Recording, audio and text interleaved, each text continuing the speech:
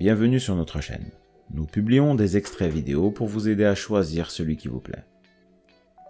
Pour savoir comment télécharger ce livre audio gratuitement, ou un autre de votre choix, n'hésitez pas à cliquer sur les liens en description.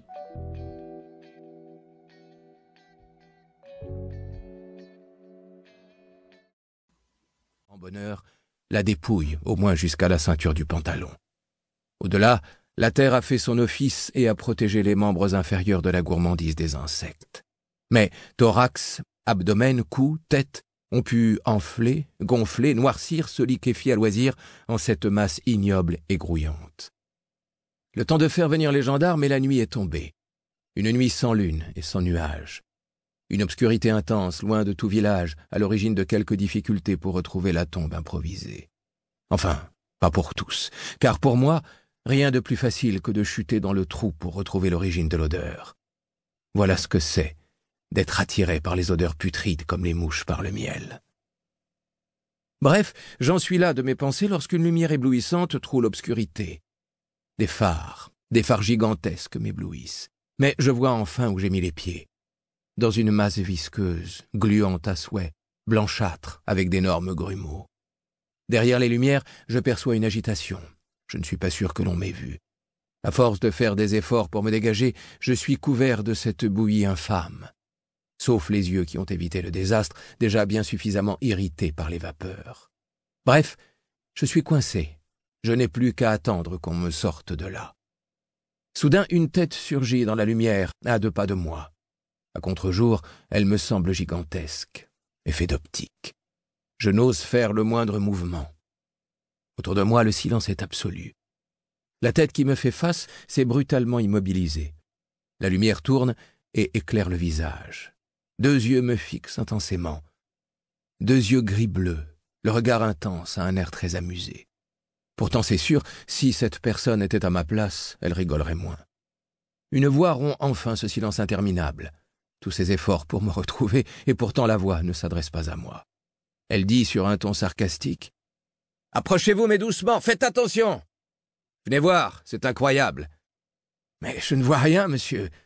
Regardez mieux. » À ce moment-là, une 2e tête apparaît, puis une 3e, à croire que je suis devenu un spectacle à moi tout seul, jusqu'au cou dans la mélasse. Je ne vois rien. Ah si, des yeux, on voit des yeux. Content de le savoir, je suis repéré, enfin. Mais qu'est-ce qu'il fait là? C'est incroyable. Je vous l'avais dit, c'est incroyable. Une main gantée se tend vers moi. Le personnage qui m'extrait avec vigueur de ma gangue collante est équipé d'un masque chirurgical, d'une combinaison blanche de protection, de surbottes et d'un calot. Même s'il tombe dedans, lui au moins ne risque rien. Sa voix reprend pour la cantonade. Je vous présente Humator, un spécialiste de terrain. Je perçois bien la nuance d'humour. Un adepte de la putréfaction ammoniacale. Il aime bien mettre les pieds dedans. Éclat de rire général. Mais par où est-il entré? Je ne sais pas, demandez-lui. Ils parlent tous de moi à la 3e personne. Humour des gens habitués à la mort. Que puis-je répondre? Par un grand trou, un petit trou? Ce n'est pas ce qui manque ici. Mais pas un qui prendrait de mes nouvelles. Bref, une bonne toilette plus tard, je suis remis sur pattes. Mon sauveur se présente. Docteur Sapanet, légiste. Vous êtes bien Necrophorus humator, scarabée spécialiste de la 5e escouade. Si je pouvais parler, j'acquiescerais. À défaut, je cours de mes 6 pattes sur l'inox de la table d'autopsie vers ce cerveau où l'on m'a surpris en plein déjeuner. Chapitre 2. Légiste pour de vrai. Les sorciers vaudous lisent l'avenir dans les tripes de poulet. Moi, je lis le passé, enfin, j'essaie, dans les entrailles de mes contemporains. Je suis médecin légiste, un vrai, pas comme ceux des séries américaines dont je ne loupe pourtant aucun épisode. Je les admire tous, élégants spécialistes en nœuds papillons dans des salles dignes de l'aventure spatiale, penchés sur les morts de la veille encore frais et beaux. Je les envie pour leur talent incroyable, capables qu'ils sont de dénicher à tout coup l'écaille de peinture d'1 millionième de millimètre cachée sous un repli de la peau derrière l'oreille, et d'en déduire le numéro de la plaque d'immatriculation de la voiture du meurtrier. Je voudrais bien être à leur place, parce que moi, mes macabées, ils sont franchement moins jolis. Depuis plus de 20 ans que j'exerce dans les sous-sols du CHU de Poitiers, j'en ai découpé des centaines, mais je crois que j'ai fait toute la gamme.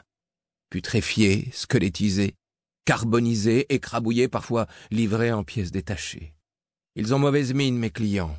Pas bon pour l'audimat, tout ça. En plus, ils puent souvent. À en tomber. Si ce livre vous a plu, vous pouvez alors le télécharger gratuitement.